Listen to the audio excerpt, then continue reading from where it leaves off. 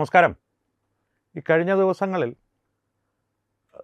ഒരു anti terrorist സ്ക്വാഡും കേന്ദ്ര രഹസ്യാന്വേഷണ ഏജൻസികളും കേരള പോലീസും എല്ലാം സംയുക്തമായി കേരളത്തിൻ്റെ വിവിധ ഭാഗങ്ങളിൽ നിന്ന് അനധികൃതമായി താമസിച്ചിരുന്ന വിവിധ ബംഗ്ലാദേശികളെ, അതിലും തന്നെ അപകടകാരികളായിട്ടുള്ള പലരും, കാരണം ഭീകരവാദ ബന്ധങ്ങളുണ്ടോ എന്ന് സംശയിക്കുന്ന തരത്തിലുള്ള പലരെയും, ഒരു ഭാര്യയും ഭർത്താവും ഒരുമിച്ച് താമസിച്ച് ഇവിടെ 15 വർഷങ്ങളോളമായി റിയൽ എസ്റ്റേറ്റ് വ്യാപാരങ്ങളിലൊക്കെ ഏർപ്പെട്ട് കോടികൾ സമ്പാദിച്ചതും, പിന്നൊരു ജ്യുവൽ കിങ് കുറേ നാളുകളായി 2017 മുതൽ കേരളത്തിലുണ്ട്. വളരെ നിശബ്ദനായി ഒരു സ്ലീപ്പർ സെല്ലിൻ്റെ എല്ലാ സ്വഭാവങ്ങളും പ്രകടിപ്പിക്കുന്ന തരത്തിൽ തിരിഞ്ഞു നോക്കുമ്പോൾ അയാളുമായി പരിചയമുള്ളവർ പറയുന്ന അയാളുടെ ഒരു സ്വഭാവ രീതി കേൾക്കുമ്പോൾ ഒരു സ്ലീപ്പർ സെല്ലിൻ്റെ, ഭീകരവാദ സംഘങ്ങളുടെ ഒരു സ്ലീപ്പർ സെല്ലിൻ്റെ ഒരു സ്വഭാവമെല്ലാം പ്രകടിപ്പിക്കുന്ന ഒരു ജ്യുവൽ കിങ് എന്നൊരു ബംഗ്ലാദേശി, ഇത്തരത്തിലുള്ള നിരവധി ബംഗ്ലാദേശികൾ പിടികൂടപ്പെട്ടതും, പെരുമ്പാവൂർ പോലുള്ള സ്ഥലങ്ങളിൽ നിന്ന് ആയിരക്കണക്കിന് ബംഗ്ലാദേശികൾ തിടുക്കത്തിൽ നാട് വിട്ടു പോകുന്ന സംഭവങ്ങളുമെല്ലാം തത്വമയി ന്യൂസ് പലപ്പോഴായി പ്രേക്ഷകരുമായി പങ്കുവച്ചിരുന്നു. ഈ കഴിഞ്ഞ ദിവസങ്ങളിൽ ഏറ്റവും പ്രാധാന്യമുള്ള വാർത്തകളിലൊന്നായിരുന്നു അത്.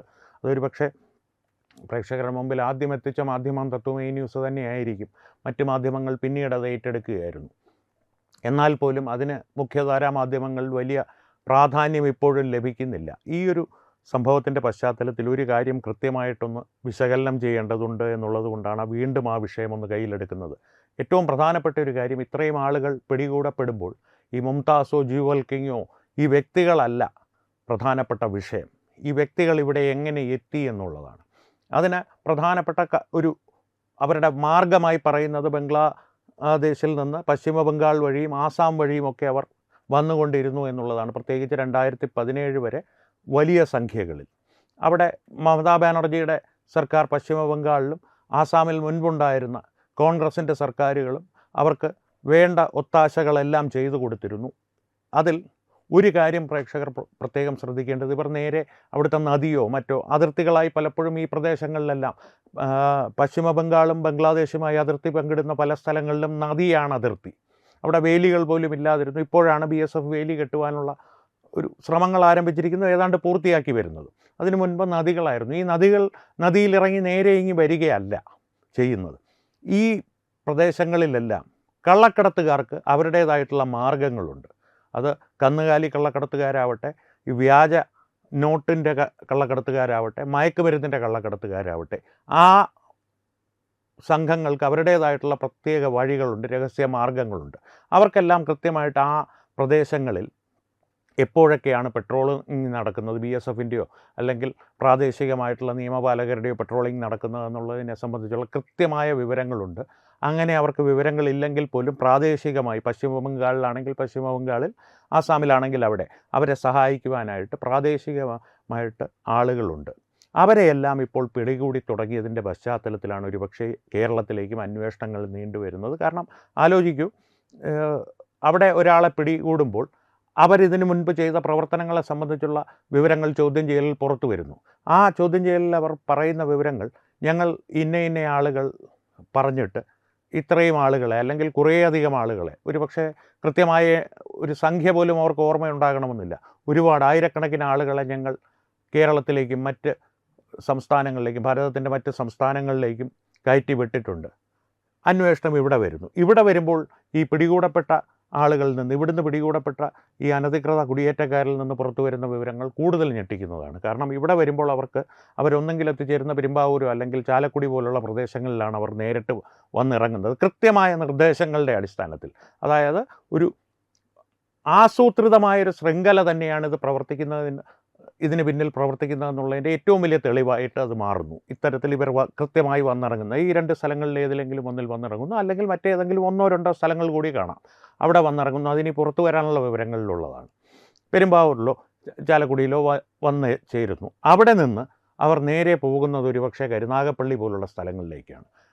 ബംഗ്ലാദേശിൽ നിന്ന് വരുന്ന ഒരു അനധികൃത കുടിയേറ്റക്കാരന് പെരുമ്പാവൂർ അറിയാം, ചാലക്കുടി അറിയാം, കരുനാഗപ്പള്ളി അറിയാം. അവരെയെല്ലാം അവിടെ കൃത്യമായി സ്വീകരിച്ച് കൊണ്ടുപോകാനുള്ള ആളുകളുണ്ട്. ഇപ്പോൾ പുറത്തു വരുന്ന വിവരങ്ങളനുസരിച്ച് നിരോധിത ഭീകരവാദ സംഘടനയായ പോപ്പുലർ ഫ്രണ്ട് ഓഫ് ഇന്ത്യയുടെ പ്രവർത്തകരാണ് അവർക്ക് ഈ സഹായങ്ങൾ ചെയ്തു കൊടുത്തത്.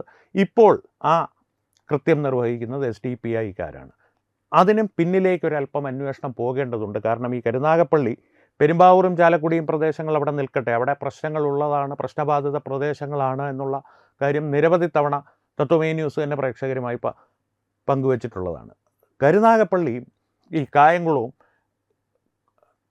കരുനാഗപ്പള്ളി, കൊല്ലം ഈ പ്രദേശം, ഈ ഒരു ബെൽറ്റ് ഉണ്ടല്ലോ, അത് അധികമാരും ശ്രദ്ധിക്കപ്പെടാതെ കിടക്കുന്നൊരു പ്രദേശമാണ്. കാരണം SDPIയുടെയും PFIയുടെയും സാന്നിധ്യവും അവിടെ ഉണ്ട് എന്നുള്ളൊരു വാർത്ത പുറത്തു വന്നാൽ ശരി, NIA അവരെ പൊക്കിക്കോളുമല്ലോ. അതിനും പിന്നിലേക്ക് പോയാൽ PDPയുടെ ശക്തമായൊരു സാന്നിധ്യമുള്ള പ്രദേശമാണത്. അൻവാർശ്ശേരി ഉൾപ്പെടെയുള്ള പ്രദേശങ്ങൾ വരുന്ന സ്ഥലമാണ് ഈ ബെൽറ്റ്. അൻവാർശ്ശേരി എന്ന് പറയുന്നത് നമ്മുടെ കേരളത്തിൻ്റെ സ്വന്തം ഭീകരവാദിയായ അബ്ദുൾ നാസർ മദനിയുടെ പ്രദേശമാണ്. അദ്ദേഹത്തിൻ്റെ PDP സംഘങ്ങൾ കാലാകാലങ്ങളായി അവിടെ വേരുറച്ച് വളർന്നു വന്ന് പ്രവർത്തിച്ചു വരുന്ന ഒരു പ്രദേശമാണ് ഈ ബെൽറ്റ്. കായംകുളം, കരുനാഗപ്പള്ളി, കൊല്ലമെല്ലാം. അവരിൽ നിന്നും ഊർജ്ജം ഉൾക്കൊണ്ടോ അല്ലെങ്കിൽ അവരിൽ നിന്ന് അവരുടെ അവാന്തര വിഭാഗങ്ങളായി പൊട്ടിപ്പുറപ്പെട്ടതാണ് ഈ NDFും പോപ്പുലർ ഫ്രണ്ട് ഓഫ് ഇന്ത്യയും SDPIയും എല്ലാം. ഇത്തരം ഭീകരവാദ സംഘടനകൾ കൃത്യമായി ഈ വരുന്ന അനധികൃത കുടിയേറ്റക്കാരെ സ്വീകരിച്ച് ആനയിച്ച് കൊണ്ടുവന്ന് അവരെ ബാംഗ്ലൂരേക്ക് അയച്ച് 700 മുതൽ 1000 രൂപ വരെ ചിലവാക്കിയാൽ ആധാർ കാർഡ് ഉൾപ്പെടെയുള്ള സംവിധാനങ്ങൾ വ്യാജമായി നിർമ്മിച്ച് നൽകുന്ന ശൃംഖലയുമായി ബന്ധപ്പെടുത്തുന്നു. അങ്ങനെ ലഭിക്കുന്ന ആധാർ കാർഡുമായി തിരികെ എത്തുന്നു.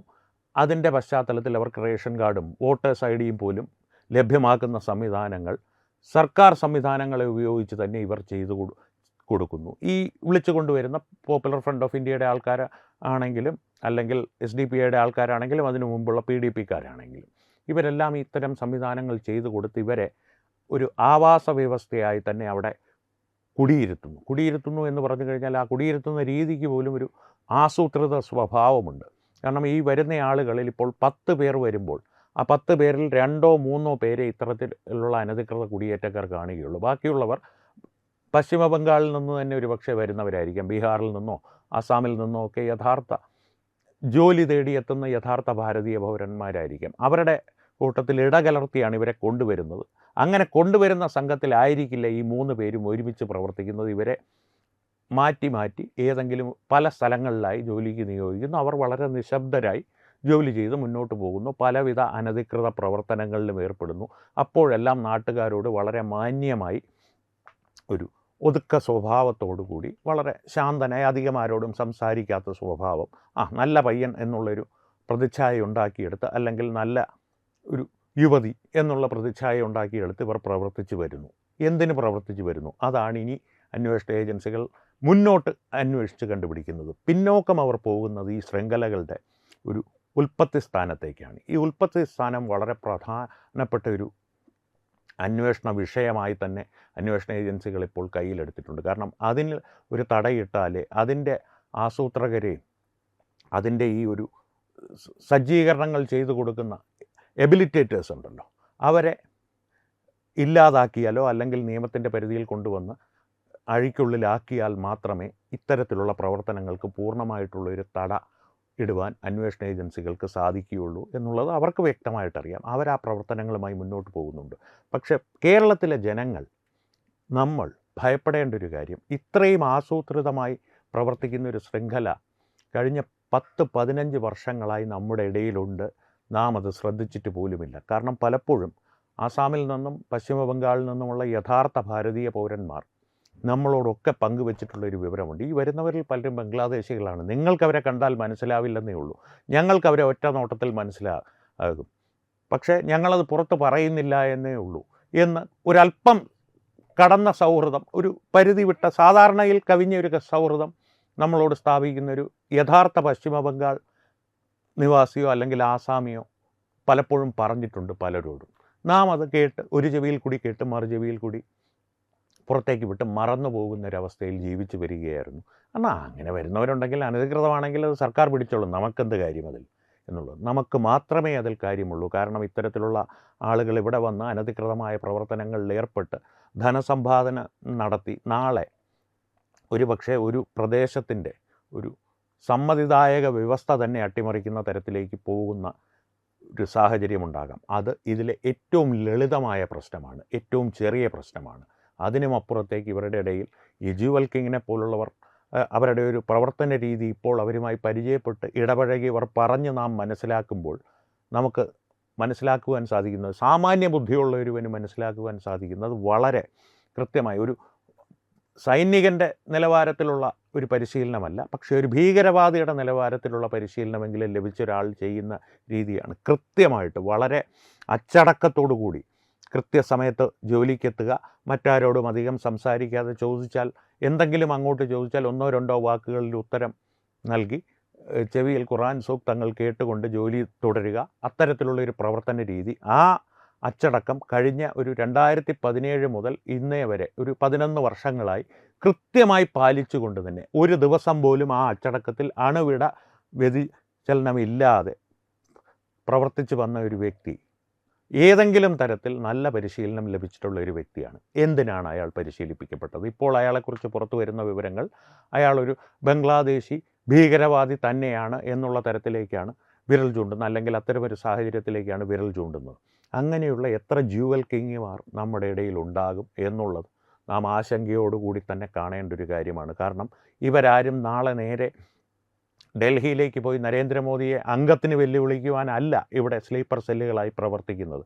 എൻ്റെയും നിങ്ങളുടെയും നമ്മുടെ കുടുംബത്തിൻ്റെയും നമ്മുടെ പ്രിയപ്പെട്ടവരുടെയും ജീവനെടുക്കുവാൻ പഹൽഗാം പോലുള്ള ആക്രമണങ്ങളിലൂടെ നമ്മളൊന്നും പ്രതീക്ഷിക്കാത്തൊരു നേരത്ത് നമ്മുടെയൊക്കെ ജീവനും സ്വത്തുക്കൾക്കും ഭീഷണിയാകുവാൻ വേണ്ടി തന്നെയായിരിക്കാം ഒരുപക്ഷെ പ്രവർത്തിക്കുന്നത്. അതുകൊണ്ട് തന്നെ കൃത്യമായ ജാഗ്രത പൊതുജനവും ഇക്കാര്യത്തിൽ പുലർത്തിയേ മതിയാകുകയുള്ളൂ.